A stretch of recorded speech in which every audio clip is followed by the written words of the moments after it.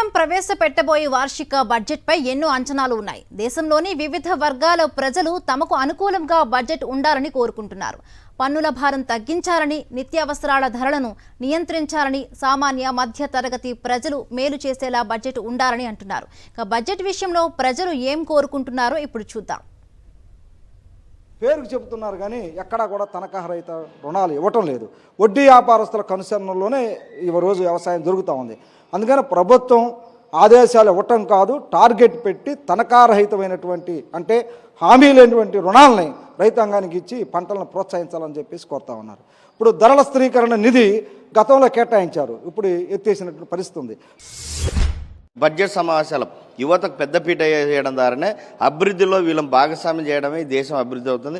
యువతను నిర్లక్ష్యం చేయడం ద్వారా, ఇతర రంగాలకు బడ్జెట్ పెంచడం ద్వారా అది దేశ అభివృద్ధికి ఏమాత్రం కూడా మంచిది కాదు. కాబట్టి యువతను ప్రాధాన్యత ఇవ్వడం ద్వారా అభివృద్ధిలో భాగస్వామ్యం చేయండి. యువజన రంగానికి అత్యధిక నిధులు కేటాయించి వారిని ఆదుకొని వాళ్ళని ఈ దేశ పౌరులుగా వారిని గుర్తించి వారికి కావాల్సిన సౌకర్యాలు కల్పించాలి. ఎస్సీ ఎస్టీ సప్లాన్ చట్టం అనే ఊసే లేదు. కనీసం ఎస్సీ ఎస్టీలకు వచ్చినటువంటి కేటాయింపులు లేవు. రెండవది, దళిత గిరిజనుల మీద దాడులు పెరుగుతూ ఉంటే, అన్యాయాలు పెరుగుతూ ఉంటే చట్టం ప్రకారంగా వాళ్ళకి కావాల్సిన నిధులు ఇవ్వాల్సిన ప్రభుత్వం ఆ నిధులు ఇచ్చేటట్లు కూడా సరిగా వివరించట్లేదు. ఈరోజు ఆ కేసులని నాన్సేటెడ్ క్రమంలో ఈరోజు కేంద్ర ప్రభుత్వం చేస్తూ ఉంది. ఎన్డీఏ ప్రభుత్వంలో ఇప్పుడు కొనసాగేటువంటి తెలుగుదేశం కానీ లేదా ఇంకొక ప్రభుత్వం కానీ వాళ్ళు సరైన ప్రెషర్ పెట్టడం లేదు.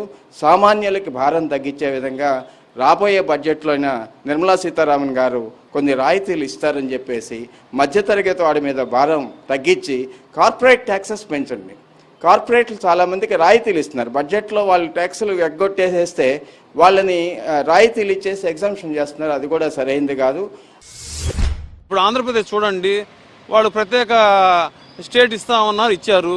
దానికి మనకు ప్రత్యేక రాయితీలు ఇస్తామన్నారు, ఇంతవరకు ఇవ్వలేదు. వాళ్ళు మిగతా స్టేట్లకు ఇచ్చారు. సో దానికి ఇవ్వనప్పుడు మనకు ట్యాక్స్ అనేది సపరేట్గా మనకు ఎక్కువ ఇవ్వాలి, డిడక్షన్స్ కానీ ఏమన్నా కానీ. సో ఆ విషయంలో చూడకుండా అన్ని స్టేట్స్కి వర్తింపజేసినట్టు మన స్టేట్ కూడా ఈ విధంగా వర్తింపజేస్తే మనం చాలా ఇబ్బంది పడతాం.